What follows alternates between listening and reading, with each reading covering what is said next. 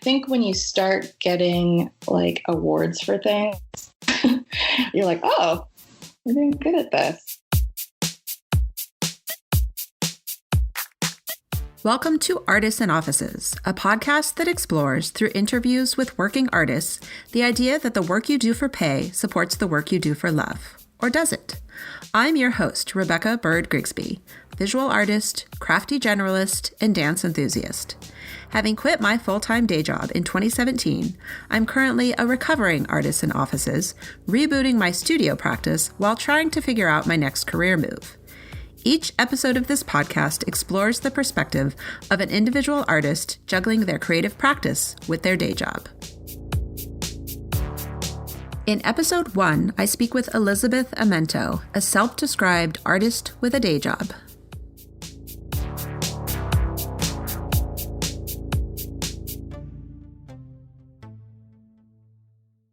My name is Elizabeth Amento.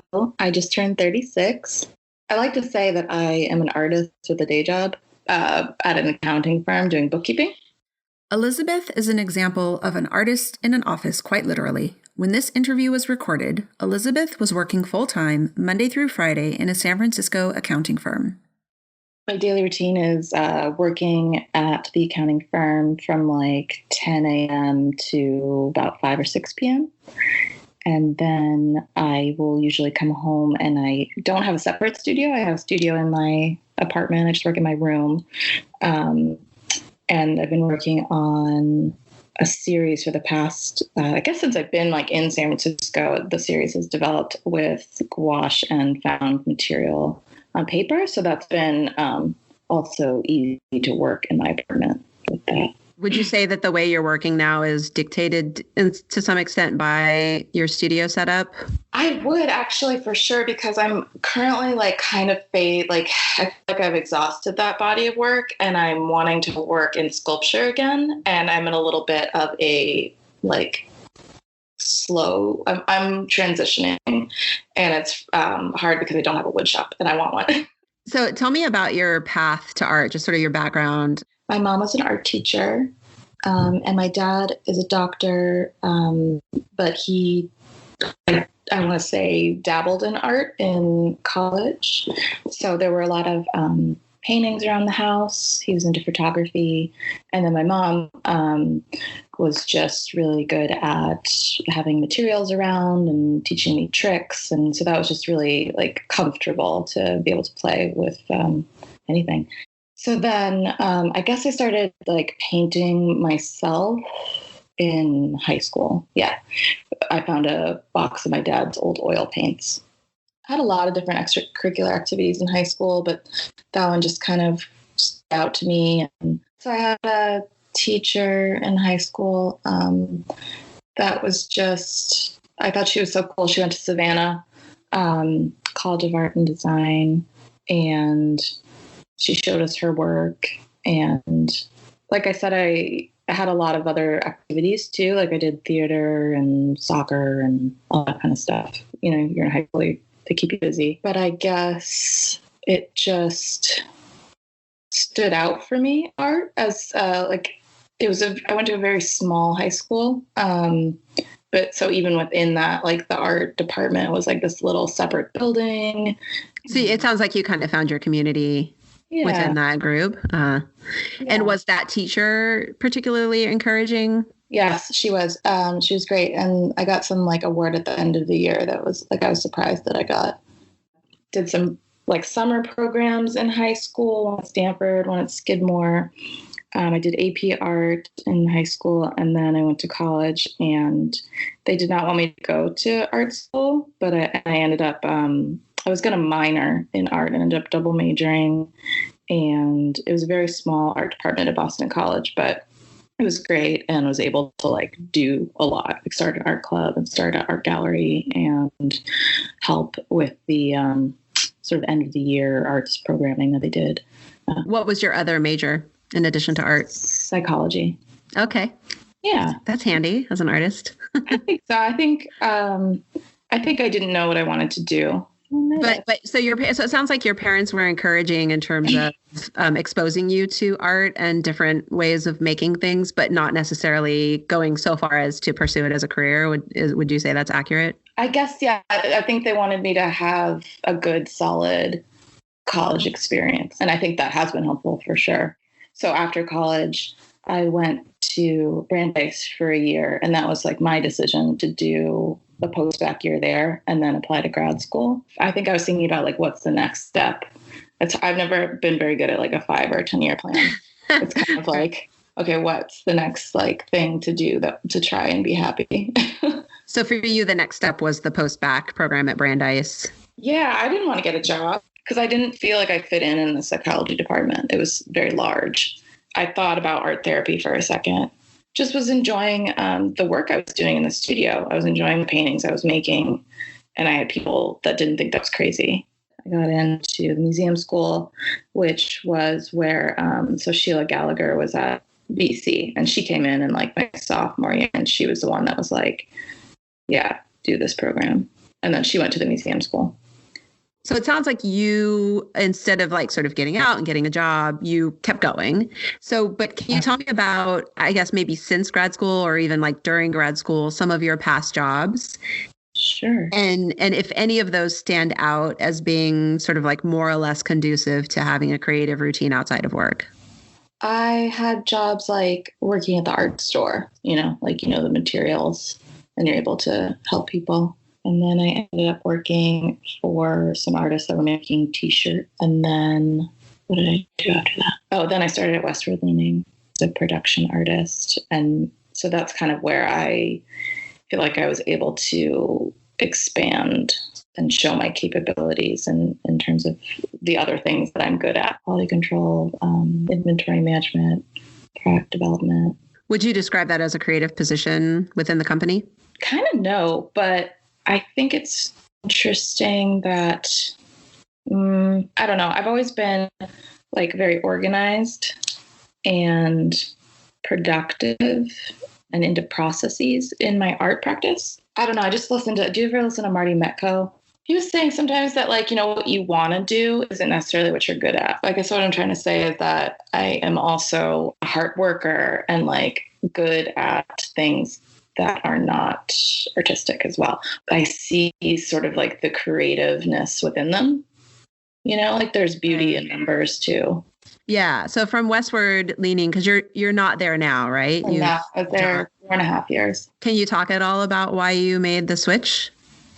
Oh, they outsourced my position. So from there you went to your current position. Mm-hmm. Yeah, which is at a small accounting firm doing bookkeeping. A lot of client management and I think some operations things that I really resonate in there too, just setting people up to do it correctly. So processes. And I like that part of it. That seems like a shift from kind of the work that you were doing at your previous job. Obviously, it's a whole different kind of taps a whole different part of your brain than when you're working in your studio space. So, I mean, how is that working for you? Tell me about the pros and cons of that. Because You've been there for how long now? A little over a year. It's there was a lot to learn. It was a big learning curve for me because I knew going in I had soft skills about it, and I had experience at Westward Leaning doing accounts payable and QuickBooks, and so I kind of knew my way around some things. But this is definitely a deeper dive into this language, if you will. I feel like it's a really good skill set to have, basically it just further emphasizes the fact that I get shit done. The past year, I feel like my art has suffered a little because I've just been more physically kind of exhausted when I go home. Mm-hmm. Yeah, I mean, it's hard if you have a long day. On the one hand, I think if you are doing a job that is kind of a total 180 from your creative practice, it would seem like maybe that is a benefit and that you kind of have that creative brain space to devote to it, but you're putting in a long day. You live in San Francisco. You probably have a bit of a commute. How do you, how do you just get home and kind of switch gears and keep going? I mean, it's like having two jobs. We were just figuring out that it's like you have 5 hours with like work and sleep and commuting, and like you have 5 hours, and within those 5 hours you have to like, that's also eating. So tell me more about that. Like, so your typical day would be, it sounds like you work not a 9 to 5 exactly, but that, full-time schedule. How do you handle your studio time? Do you have set days? Do you just try and get the most out of those 5 hours a day? I come home, make dinner, and then I'll work on a painting for a little bit, like while I'm watching a show. So I'll get like an hour or two in. So that's been pretty good. I mean, the thing I was saying, I'm kind of transitioning into this other work. So that's more like weekend days where I need to set up the wood tools that I do have and put in a few hours like on my little deck so that I have the materials during the week to work on. So yeah, it can be challenging. Yeah. Let's talk about weekend. Is that sort of crunch time for you? Do you try and cram in, it sounds like you have some, maybe you push some of the more time and intensive work to the weekend when you have more time? Yeah. I don't know. I don't get to put in like 8 hours like in the studio. I haven't done that in a really long time. So I'm almost better in like spurts of like a couple hours. And then I'll take care of other things, trying to be a good plant mom. You kind of have to find the creativity within the other things we do in our life. I feel like there's a lot of pressure to be productive in the studio. And it's interesting right now. It's like people are like, oh, I don't understand how you're doing this job. And I'm like, well, I have both parts of my brain because I can like shut it off. Like it's not something that I have to take home with me. So you don't necessarily take your work home, but it sounds like your brain is taxed at the end of the day. Yeah. So how do you have any things that you try to do to stay motivated, like submit your art to shows, as you mentioned before, or sharing it online? Like, how do you kind of balance those things? Are they motivating for you, or does it feel like kind of an even bigger drag on your time? How does all that stuff fit in for you? It's like our identity, right? Like I consider myself an artist. So I kind of feel like I have to show up to it and have something to show for it. So if I don't, then I don't feel like a successful human. Right. So it's very much a part of your identity. And that is motivating enough for you? Very motivating. Yeah. Because I don't want to look or feel like a failure, even though failure's, fine. It's good. You learn from it. Right now I'm like, I feel like I'm struggling in the studio, but I know it'll be worth it. Well, so then how do you, I really like that idea of like it's so core to your identity and kind of your well-rounded well-being, that's motivation enough. But then could you talk a little bit about how you deal with kind of the pressure to have, so many shows a year, or even the time it takes to share work online? I know I'm not alone when I feel like that alone feels like a part-time job. Yeah. How does that look for you, and how do you handle that? And what are your kind of goals around all of that? When you put it out, you get more back. So the more that I feel like I put in the time to apply to some things, then, maybe one of however many something will work out there. And the things that have come back, it's like I see it's because sometimes it's just circumstance or happenstance because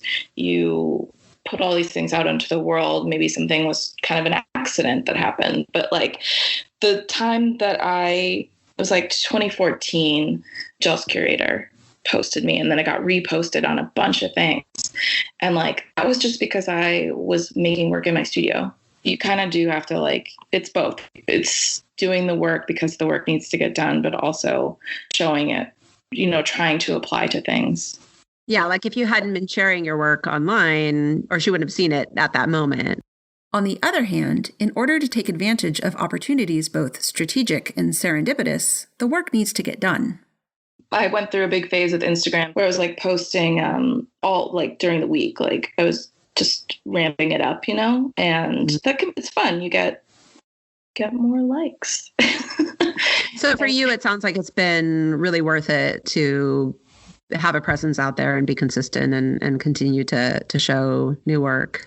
I think so. It's hard though right now because I feel like I'm not, like waiting, planning on what I'm doing next. And I need like materials and space and things like that. How do you feel about sharing photos of your process or your materials? Is that something that you feel like you can kind of fall back on when you're not maybe producing finished work quite as much? Yeah, definitely process is fun. People like to see that. In fact, I feel like I show process and yet people still sometimes have lots of questions. Because of Instagram, there's just so much art available and there's so many more people that are making it work.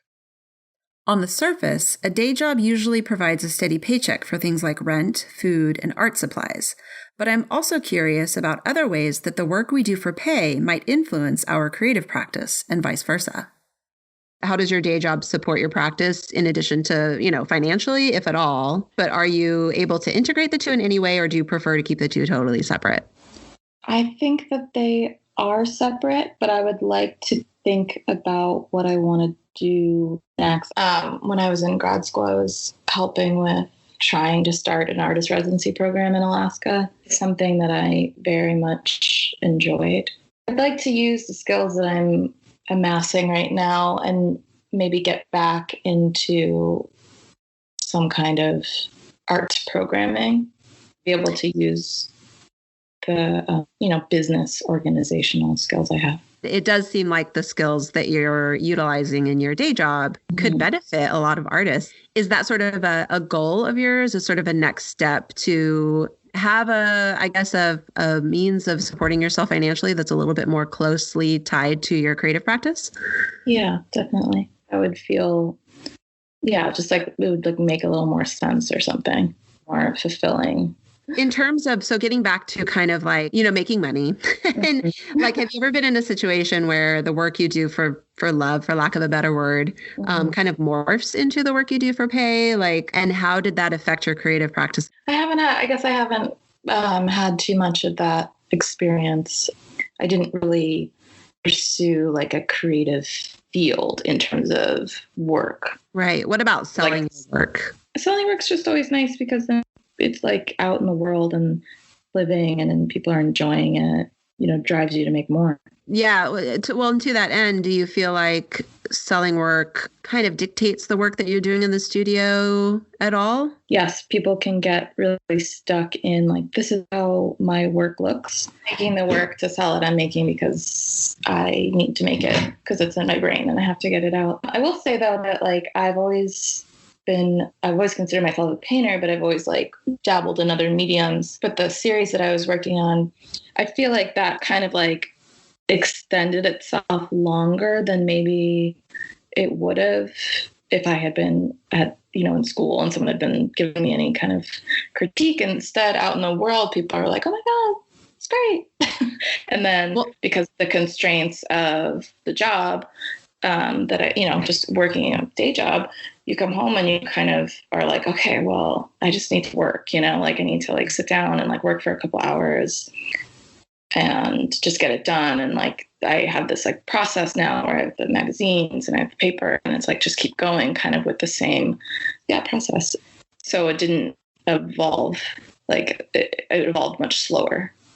With such limited time, you can only make so much progress. I think there's been kind of an increasing trend to highlight the benefits, I guess, of having like a day job that is different from the work you do just for yourself. But I also feel, especially maybe a few years ago, like this was a little bit of a backlash to the economic recession, 2008, 2009, and a lot of creative folks starting Etsy shops and becoming like, quote unquote, accidental entrepreneurs, and this whole kind of push to like quit your day job and make the thing you do for love be the thing you do for pay. But I think, is this kind of romanticizing like the hustle, like that you're juggling a full-time job with what could very easily be another full-time job and you're using your weekend time to get the work made. So I don't know. I'm just curious how you feel about like that, maybe romanticizing that kind of hustle and daily grind that so many creative people face, maybe some changing attitudes toward creativity in the workplace. So it's almost like one is affecting the other. And I'm just curious how you feel about that. I guess what comes to mind first is like, when I was at my last job, there was a little bit of sort of in the product development, it was definitely a little more creative, thinking about how we wanted things to look. And I got to be involved with that a little bit. And I just think that you sometimes are you're giving it away, like your creativeness. And so by keeping it separate, I'm not tapping out. And that kind of leads me to my next question, which is kind of touching on the kind of rise of MFA programs and this kind of marketing ploy that a lot of those programs use, these stories of people who went to art school and then went on to become successful business owners or CEOs or whatever as a reason that you should go to art school. Should you go get your MFA to be the CEO of a company? Is that really fair of MFA programs using that as kind of a marketing tactic? Yeah, I think that there are some people, think artists are kind of only this, whereas there's so much that we do in school that is thinking outside the box and trying new things, just being able to use any kind of material. So there's so many skills that are honed in art school and an MFA program that can be utilized elsewhere. I don't know how some people figured out what they wanted to do and went and did it or something. Art is a way that you can have this identity and do this thing that can encompass so much other stuff. So how do you, with such limited studio time, how have you been able to maintain a community? And is that important to you? Yeah, I don't think I have that as much. And because I left the East Coast and I didn't go to school here in San Francisco. So that's been a little challenging. But on the flip side of we were talking about how thankful we didn't have Instagram when we were in school. It's nice now to still feel connected. I don't know. I've always just been focused on my work in my studio. Do you make an effort to go to show openings and things like that? I try. I did more when I first moved here. It can get a little overwhelming. I think I might be a little burned out at the moment on sort of the constant that Instagram provides. The galleries, the whole scene, it's great to see work. It can feel a little insular. So I have one final question. Would you like more time, or do you feel there is kind of a benefit of being constrained in terms of your time and your studio setup right now? I think the constraint makes me be more efficient with my time. Yeah, I'd love to not have a job. But what's so interesting? When I've been unemployed, it's very stressful because of money. But there is something in me that likes something sort of outside of the studio that is work to do because I don't know, it just gets me out, gets me going. Lately I've been watching too much Netflix and I'm is this what people do all the time? I love that I have not only something to think about, that's my practice, but also the making of it. If all of a sudden I had to work full time on my art, that would be interesting. What do you do with all this time? Since recording this interview in the fall of 2018, Elizabeth has quit her day job and moved to New York City. Look for a bonus episode later this summer. More information about Elizabeth can be found at artistsandoffices.com. On the next episode of the podcast, I talk with Chicago-based multimedia and tightwire artist Laura Torres. Artists and Offices is produced and edited by me, Rebecca Bird Grigsby. Intro music is provided by Mr. Neat Beats. Show notes and additional episodes can be found at artistsandoffices.com. If you enjoyed this episode, please consider subscribing to the podcast on iTunes and leave the show a rating or review. This will help the podcast connect with even more artists and offices. Thank you so much for listening. Why in school did they not be like, hey, you like art and you like math or something? Have you ever thought about these jobs? Right.